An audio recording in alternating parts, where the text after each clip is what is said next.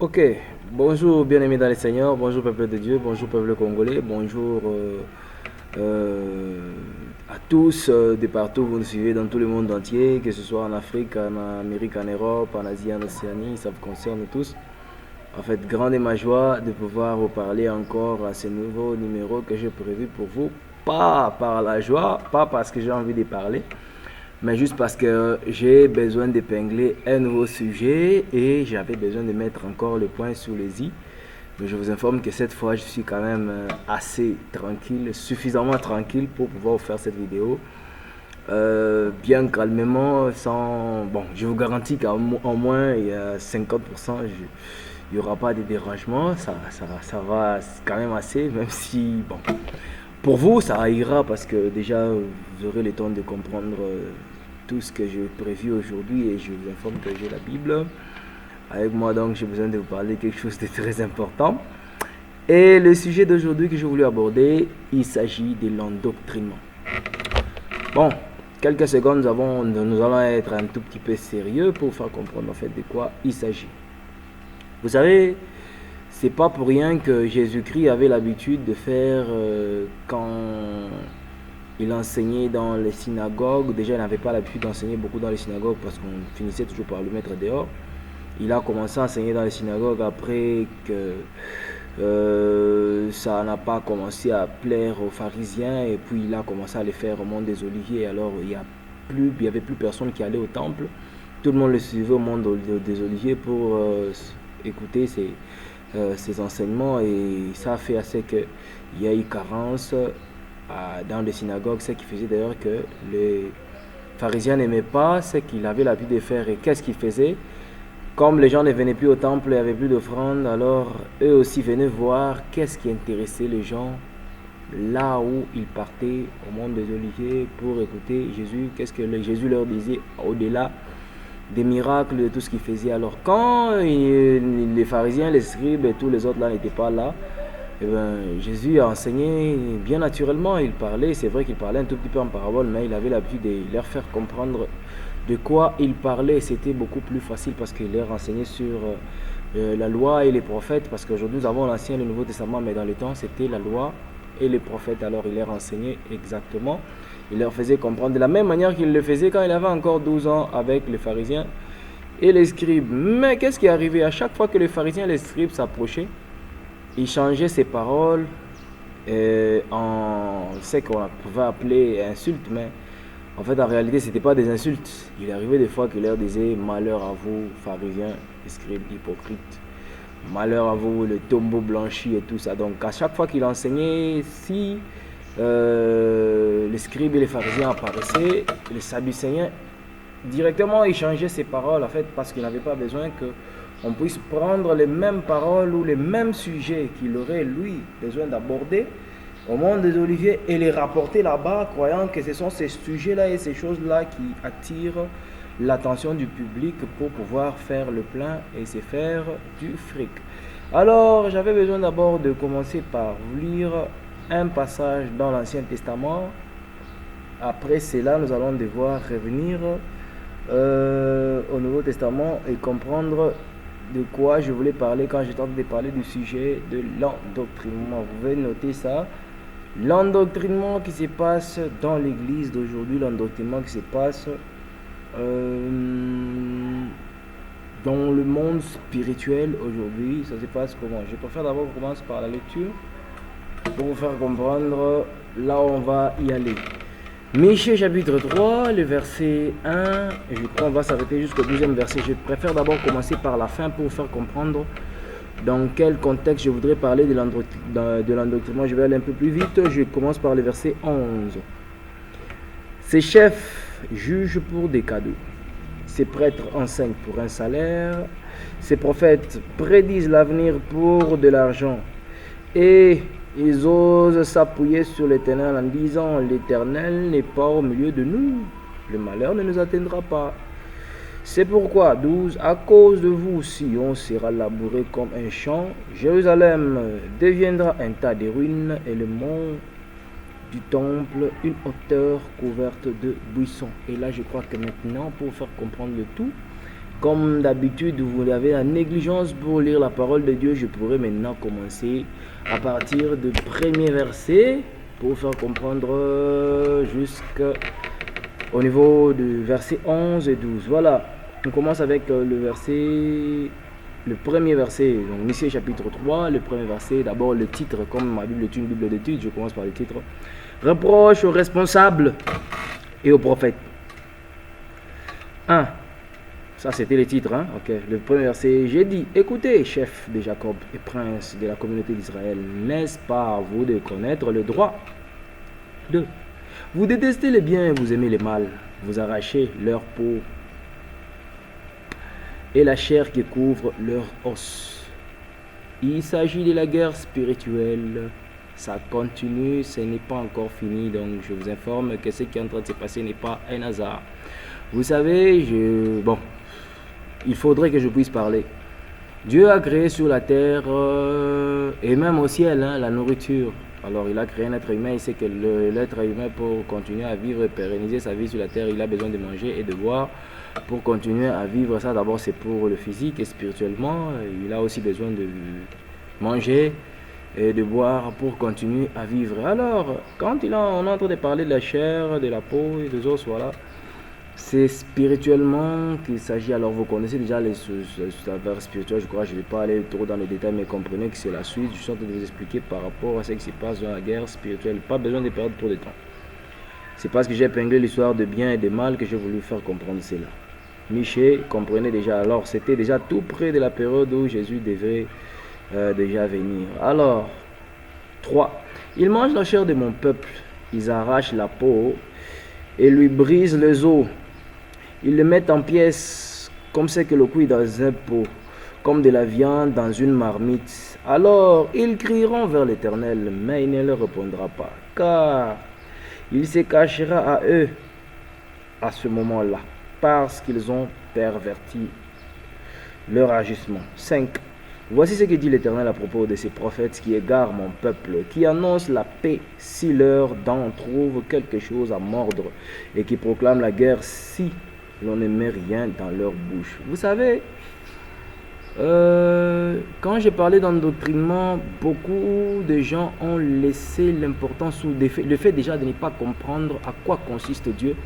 On enseigne des choses qui concernent notre vie privée, on enseigne comment se battre contre le monde spirituel, le monde des ténèbres, et on prend le même Dieu, on le met au deuxième plan. Donc on va à l'église pour chercher la solution à nos problèmes, on connaît Dieu parce qu'on a des problèmes. Et à un moment, je me demandé dans les temps passés, d'ailleurs, c'est plus une question que je me demande encore, le fait que j'ai grandi. Quand j'étais un enfant, je réfléchissais comme un enfant. Maintenant que j'ai grandi, je réfléchis comme une grande personne. Il y avait un moment, dans une période de ma vie, je me demandais, je disais, mais s'il n'y avait pas de problème, donc c'est-à-dire les gens ne connaîtraient pas Dieu, les gens ne prieraient pas. Alors, imaginons que du coup, comme ça, on se réveille d'un bon matin et le diable n'existe plus. Donc, c'est-à-dire, Dieu n'existera pas non plus. C'est comme si on priait Dieu à cause de... Donc c'est comme si le diable devenait un prétexte pour nous pour connaître Dieu. Vous voyez un peu là où le problème devient grave. C'est pour ça d'ailleurs que le diable a eu la facilité même de supplanter la présence de Dieu dans nos vies. Pourquoi? Parce qu'il y a des gens qui entrent dans la présence de Dieu. Imaginez-vous que le culte commence comme ça. Il entre dans l'église et déjà lui dans sa tête il vient. Il se prépare en conséquence. C'est comme s'il venait en présence du diable. Donc lui, il venait dans un rendez-vous, il va se confronter au diable. Et Dieu n'est qu'un prétexte. Donc c'est comme si c'est une idée, un subterfuge, une conscience juste que c'est, comment dire, un maquillage. Voilà, c'est comme une couverture, c'est comme voilà, c'est le terme qu'on devrait normalement employer. C'est comme un égrégore, une pensée qui nous défend contre les attaques du diable. Donc le diable devient une réalité assez palpable, assez franche pour les gens qui vivent dans les ténèbres, mais Dieu est une conception pratiquement absurde. Donc c'est une philosophie, alors c'est un égrégore, c'est une conscience juste qui nous défend. Et c'est comme ça que le diable a eu la facilité de supplanter, de remplacer la présence de Dieu dans la vie de plusieurs personnes dans ce qu'il s'agit quand on parle de l'endoctrinement. 2 Thessaloniciens chapitre 2 le verset 2 à 4. Là, j'insiste toujours, c'est un verset à retenir très bien parce que le diable n'aime pas qu'on puisse le dévoiler. L'adversaire qui se place au-dessus de tout ce qu'on appelle Dieu, qui s'élève au-dessus de tout ce qu'on appelle Dieu, il s'appelle lui-même Dieu. C'est comme ça qu'il s'est fait remplacer de tous les deux côtés pour en fait jouer les deux rôles et qu'ainsi même les pasteurs puissent se passer, donc les pasteurs qui sont en fait de son côté se passent pour de serviteurs de Dieu sans que même le peuple de Dieu n'en comprenne. Et c'est comme ça que l'endoctrinement, on se retrouve, le diable s'est créé son propre coin où il joue les deux côtés. Imaginez-vous qu'un gardien des buts d'une équipe se fasse passer encore pour un attaquant. Vous voyez, il a donc la capacité de jouer les deux rôles. Il peut passer dans un match comme ça, il peut passer de tous les deux côtés. Ce n'est pas un arbitre, mais il peut jouer de tous les deux côtés. Donc il peut passer la balle quand ça lui tente, s'il n'est pas surveillé, là où il veut. C'est comme ça qu'il peut marquer contre votre camp quand vous ne savez pas. C'est ça. C'est à quoi consiste le travail du diable et l'endoctrinement pendant ce moment. Alors c'était le verset 5 que je peux directement passer. 6. À cause de cela, la nuit tombera sur vous et finit vos visions. Cesseront les ténèbres et finis les oracles. Le soleil se couchera sur ses prophètes. Le jour s'obscurcira sur eux. Les voyants seront dans la honte, les devins rougiront. Ils se couvriront tous la barbe, car Dieu ne répondra pas. Mais moi, je suis rempli de force, grâce à l'Esprit de l'Éternel, et je suis rempli de justice et de courage pour faire connaître à Jacob sa révolte et à Israël son péché. C'est Michée qui est en train de parler. Écoutez donc ceci, chef de la famille de Jacob et prince de la communauté d'Israël, vous qui avez en horreur la justice et qui tordez tout ce qui est droit. Vous qui construisez Sion avec le sang et Jérusalem avec les crimes. Là, on est déjà à 11. Ces chefs jugent pour des cadeaux et ces prêtres enseignent pour un salaire. Pourquoi d'abord j'ai voulu épingler cela par rapport à ce que j'ai pris comme sujet aujourd'hui sur le problème de l'endoctrinement.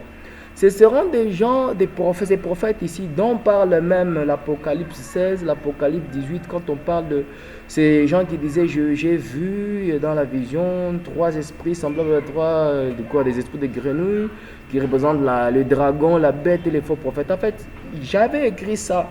Je vous avais dit que le faux prophète, en fait, c'est la troisième personnalité après le dragon et la bête dans cette guerre spirituelle de la fin des temps. Donc, quelque part, vous voir les Illuminati, les francs-maçons et tout ça, ils sont trop bas, ils sont trop faibles de moins que vos prophètes, vos faux prophètes, vos autres là, vos pasteurs qui vous égarent. Vous savez, eux jouent un très grand rôle parce qu'en fait, ils viennent de la lumière où ils prennent les choses de la lumière. Eux substituent la lumière aux ténèbres. C'est différent de quelqu'un qui est dans les profondeurs des ténèbres. Parce qu'eux ont cette possibilité de faire une copie. Donc, c'est un peu comme un cachet, c'est comme un tampon. Eux facilitent au diable d'avoir la marque de Dieu et la copier directement, ce qui égare facilement. Alors que quand les autres sont dans les profondeurs des ténèbres, quelque part, le noir pourrait se transformer directement en blanc et les choses sont résolues. Mais quand il y a le mélange, vous voyez un peu, c'est là qu'il y a le souci. Alors, dans le contraste, oui. Je crois que je viens de finir de parler d'abord de ça, mais peut-être que le message, vous l'avez compris. Pour que je ne puisse pas aller un peu trop loin, vous avez compris de quoi il s'agissait. Alors, quand je parlais de 3 esprits de grenouilles, c'est par rapport à cela. Les faux prophètes sont des gens qui sont utilisés à un degré dont vous ne pouvez pas imaginer. Vous avez l'habitude de leur négliger. Vous pensez que d'ailleurs, si vous êtes faux prophète, vous allez croire que ça n'a absolument rien de grave, alors que vous jouez un rôle que vous ne savez pas à quel degré ça pourrait être trop grave. C'est un peu comme... Je vous avais donné un exemple comme ça, toujours par écrit. Je donne l'exemple du Congo. Vous êtes un FARDC, un général, j'insiste encore, un très grand général de forces armées. Vous retrouvez, je prends l'exemple toujours de l'AFCM 23 ici en RDC, qui prend votre territoire, votre ville. Vous qui étiez le général des FARDC, au lieu même de vous enfuir, vous retrouvez, vous passez de l'autre côté dans l'AFC officiellement. Un exemple, c'est pas que je suis en train de considérer M. Corneille Nangaa comme le diable, ça c'est un exemple. Si vous passez là-bas officiellement, avec toute l'armée, les bataillons, les pelotons, tout ce que vous avez, donc vous décidez vous-même, le général, de transférer l'armée de l'autre côté. quel sera le poste qu'on va vous donner dans la rébellion normalement? On va vous donner une place d'honneur. Pourquoi? Parce que quelque part, vous étiez du côté où vous avez beaucoup de secrets. Bon, ce n'est pas le cas de la RDC, c'était un exemple pour vous faire comprendre. Ne croyez pas en fait que, comme j'ai parlé de ça, donc quelque part, moi, si je délire, je sais très bien de quoi qu'est-ce qui s'est passé dans ces pays. Donc, c'était juste un exemple de manière terre à terre pour vous qui ne comprenez pas correctement. Les choses que j'avais l'habitude de vous écrire, c'est comme ça avec vous, les prophètes, surtout ces faux prophètes qui vous mentent, ils donnent des prophéties là, des fausses prophéties. Ils savent qu'en fait, ce qui est en train de se passer au Congo, ce sont des faussetés.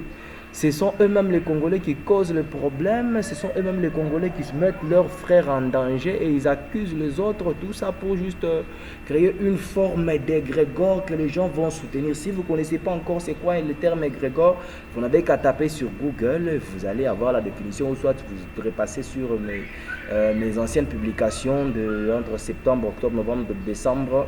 Vous allez comprendre la définition selon le grand roi divin, c'est quoi un égrégore. Alors l'égrégore, pour vous faciliter, ce sont les liens d'âme. Donc, le diable qui prend l'âme des humains, qui les relie un peu comme on relie des vêtements, vous voyez, pour créer un lien. Alors, comme la pensée, les centres d'émotion et tout ça, la centrale de tout ce qu'on peut guider, c'est dans l'âme. Alors les sens, c'est comme ça qu'on parle aussi des liens des sangs avec la sorcellerie. Il relie les humains pour créer un lien. C'est un peu comme une corde de cuivre. Vous voyez, la matière, la qualité. Alors la qualité qu'il utilise, la matière, c'est le son dans lequel il relie tout le monde pour créer un lien. Avec ces liens-là, il se rend capable de diriger le monde entier au travers de la pensée. Je crois que vous comprenez. Alors, quelques points par lesquels vous allez découvrir ce qu'on appelle l'endoctrinement avec vos faux prophètes et vos faux serviteurs. Premièrement, ils se donnent le droit de faire des erreurs dans la rhétorique.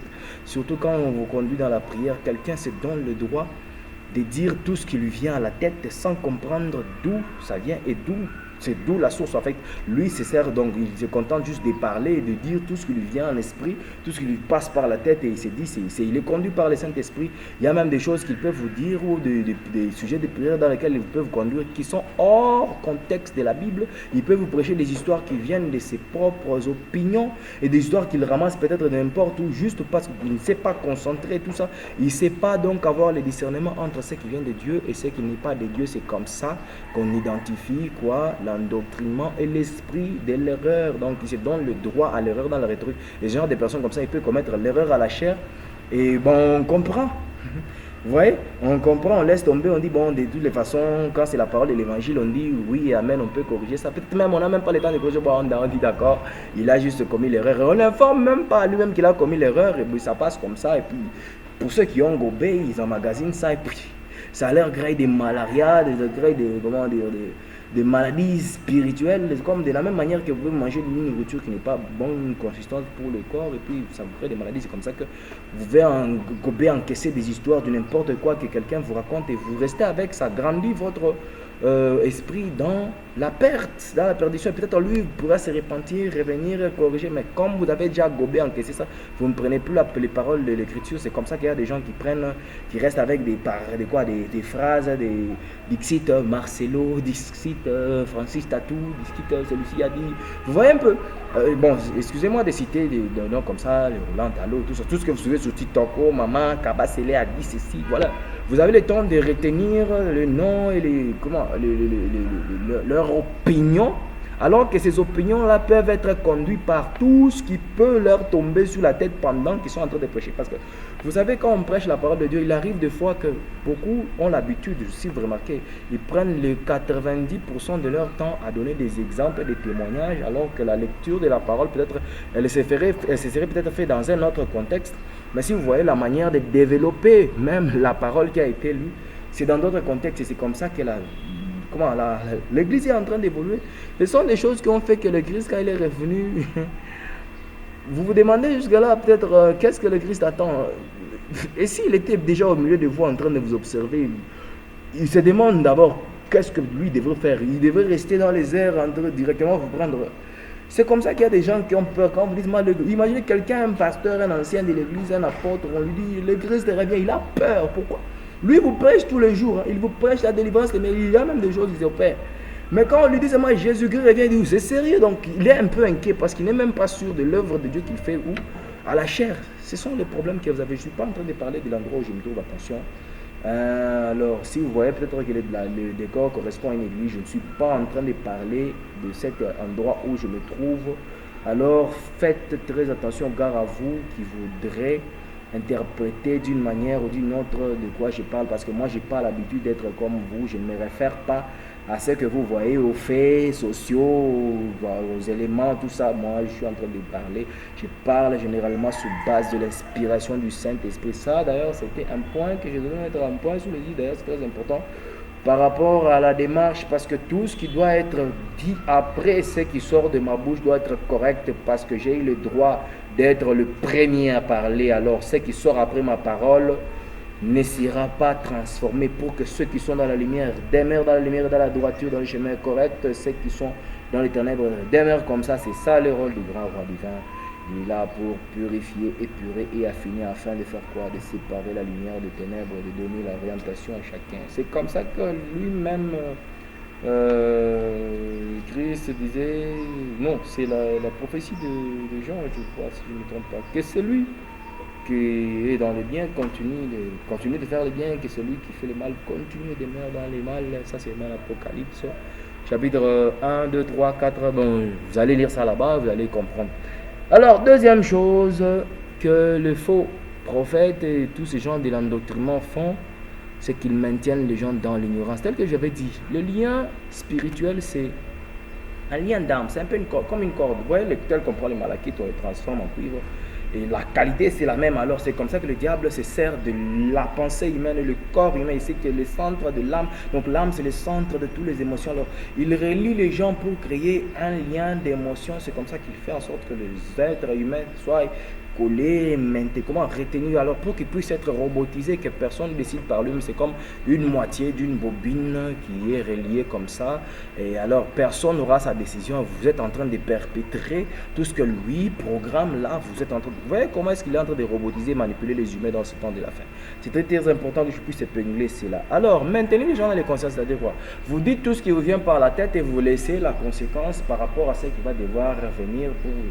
Vous voyez un peu? Alors, c'est un jeu que la plupart de ceux qui ont déjà duré dans ces petits cours de mystique là se sont habitués au point que pour eux ce n'est même plus nécessaire de dire la vérité. Et alors quand vous êtes obligé de dire ce qui vous passe par la tête pour peut-être vous sauver et vous mettre dans une zone où il n'y aura peut-être pas un court-circuit quand vous êtes dans les liens sur la corde, voilà, vous évitez d'être là où il y aura la... vous comprenez, hein? C'est comme ça que ça se passe. Alors les gens ne se sentent plus obligés de distinguer la vérité du faux, alors ils mélangent. Et c'est comme ça que l'endoctrinement est devenu un jeu de pensée. Alors je voudrais d'abord, pour terminer, qu'on puisse lire un dernier verset. On va lire Marc chapitre 7, à partir du 5e verset. Je crois que c'est là qu'on va terminer, parce que déjà on a 23 minutes. C'est déjà beaucoup. Je n'ai pas voulu faire une longue vidéo comme ça. On prend Marc chapitre 7. D'ailleurs c'est normal, on a lu. Marc chapitre 7. Ok, le titre qui dit, c'est le cœur humain. Voilà. Alors, qu'est-ce que ça dit là-bas? On commence par le premier verset. Les pharisiens et quelques spécialistes de la loi venus de Jérusalem se rassemblèrent auprès de Jésus. Ils virent quelques-uns de ses disciples prendre leur repas avec des mains impures, c'est-à-dire non lavées. Or, les pharisiens et tous les juifs ne mangeaient pas sans s'être lavés soigneusement les mains, conformément à la tradition des anciens. Et quand les serviteurs...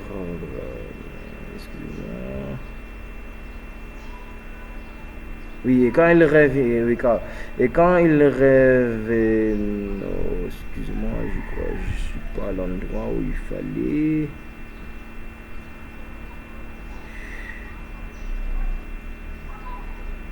Ok, on devrait directement commencer par le 6e verset, je crois que c'est ce qui est le plus important. Bon, là déjà l'histoire de laver les mains, vous comprenez, hein, c'était une reproche qu'on voulait faire à Jésus comme ça, donc sur les choses qui n'étaient pas assez nécessaires. Alors on commence par le 6e verset. Jésus leur répondit, hypocrite, et Ésaïe a bien prophétisé sur vous, comme il est écrit, ce peuple m'honore des lèvres, mais son cœur est éloigné de moi. C'est faussement qu'il m'honore en donnant des enseignements qui sont des commandements humains. comprenez?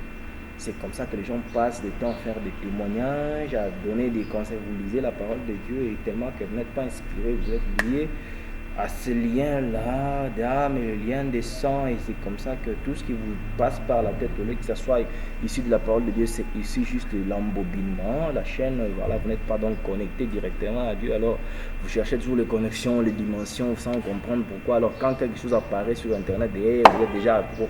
Donc c'est comme ça que la parole de Dieu est restée juste, on dirait que, voilà, c'est juste un manuscrit, donc un catalogue, mais la centrale c'est autre chose. Voilà, on passe à 8.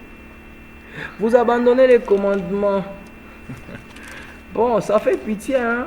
Moi, c'est pas aujourd'hui que j'ai commencé à faire ce que je suis en train de faire. J'avais commencé depuis 2016, mais il y a des gens qui ont voulu m'étouffer, plus principalement ma famille, et puis... Comme j'étais encore un peu trop jeune, voilà, et puis pas d'expérience, tout ça, pas de moyens nécessaires pour pouvoir frapper fort et me faire entendre. Alors les gens avaient l'habitude de vouloir faire la copie-coller, noyer ce que je disais. Alors, ou soit quand ça leur dépassait la tête, finissait par dire, ah, il est pas bien, il est pas normal. Toujours comme ce qu'on faisait avec Jésus, Jean 8, 32, voilà, vous connaissez l'histoire.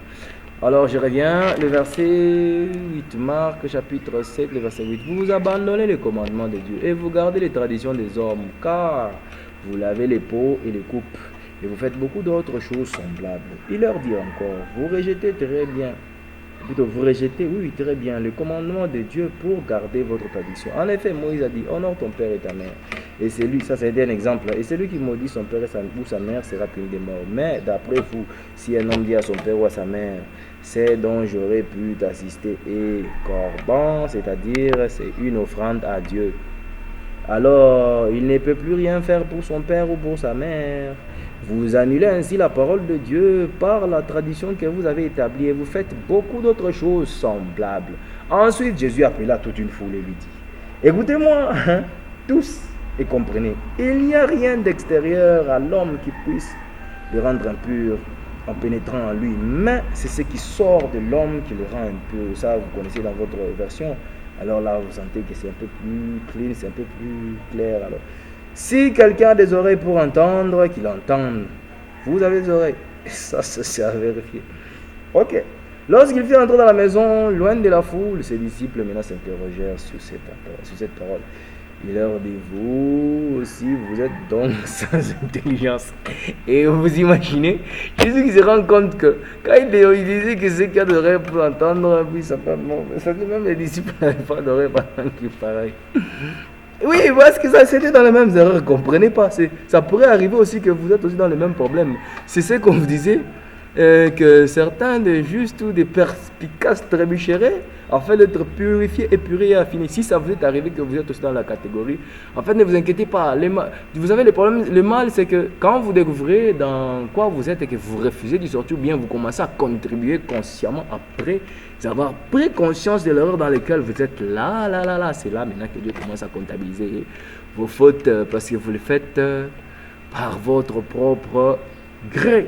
Vous comprenez? Donc Jésus s'étonne du fait que même les disciples ne comprenaient pas. Il dit, ne comprenez-vous rien comment? Ne comprenez-vous pas que rien de ce qui est de l'extérieur, voilà, entre dans l'homme et ne peut le rendre impur? En effet, c'est là.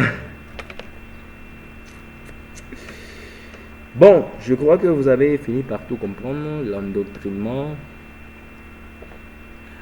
c'est ça. Ça se passe par la pensée, mais retenez les choses un peu plus nécessaires, je crois. On est allé un peu plus loin, mais l'essentiel, c'est que vous avez compris le message. Alors, prenez votre temps de vous repentir.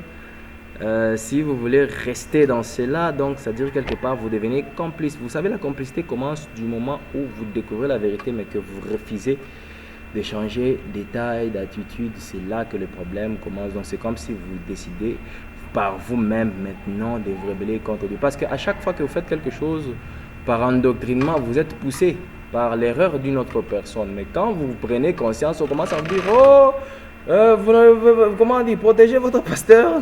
Je ne fais pas, je ne vais jamais me rebeller contre mon pasteur.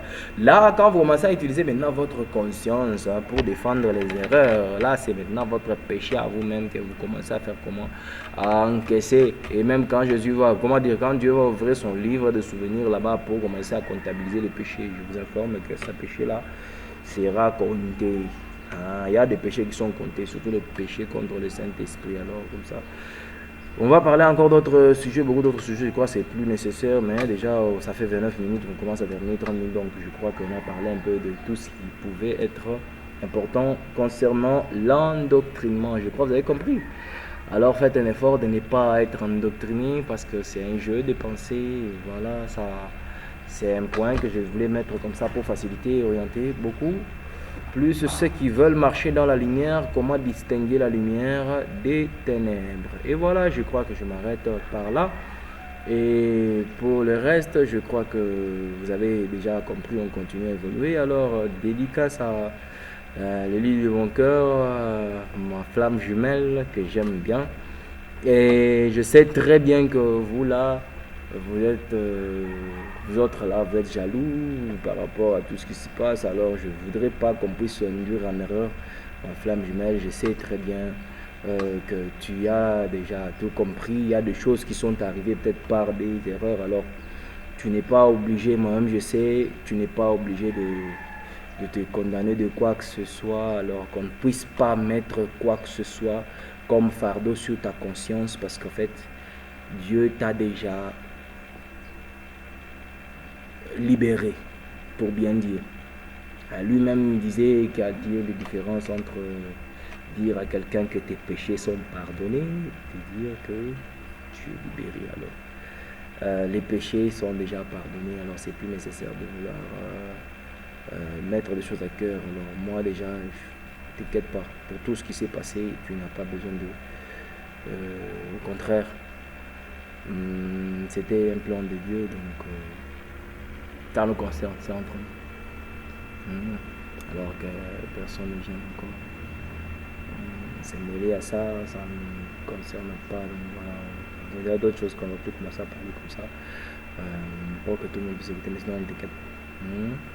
Ok, je crois qu'on a terminé. La vidéo est déjà un peu plus longue, les séquences de 2 minutes, c'était pas nécessaire, mais au moins je voulais quand même lancer ces derniers messages pour embrouiller un peu les autres. C'était ça l'objectif. Sinon, c'est terminé. Abonnez-vous, likez, partagez. Excusez-moi, j'ai aussi le droit d'être un peu content, non? En plus que je commence, ma santé commence à aller bien, donc permettez-moi de me réjouir parce que la joie aussi, ça aide à s'épanouir. Alors, à chaque fois que ma flamme jumelle est contente, ça me transmet toujours la même chose. Il y a des fois que je ne comprends pas comment je me retrouve juste. Je suis content comme ça, sans raison, et quand je sens ça, moi je comprends directement de quoi il s'agit. Il y a aussi des fois que je pourrais me retrouver juste du coup comme ça, je suis triste sans raison valable. C'est comme ça que je comprends que quand on est lié dans le Seigneur, c'est pas ce que je venais de dire là. Non, en fait ça c'est... tu sais, oui, vous savez, c'est une récompense. Hein. Pour moi, je considère ça comme une récompense. Selon moi, c'est une grâce qui n'est pas donnée à n'importe qui n'est pas donnée à tout le monde.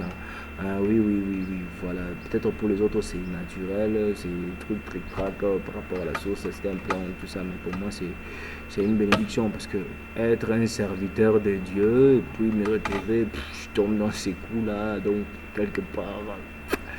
La particularité, donc Dieu m'a mis dans un degré où waouh, quelque part je me dis waouh, Jésus, c'est quoi? Je sais pas. Bon, je suis en train de dire un peu des trucs que vous ne comprenez pas. Ce serait que j'arrête la vidéo. Mais comprenez juste que je suis content. Bon, j'ai fini les messages, c'était question de l'endoctrinement. Coucou ma chérie.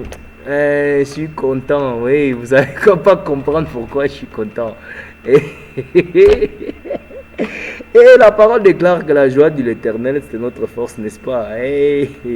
Oui, c'est vrai, je suis content. Donc, je crois que j'embrouille ceux qui ne veulent pas que la lumière continue à éclairer.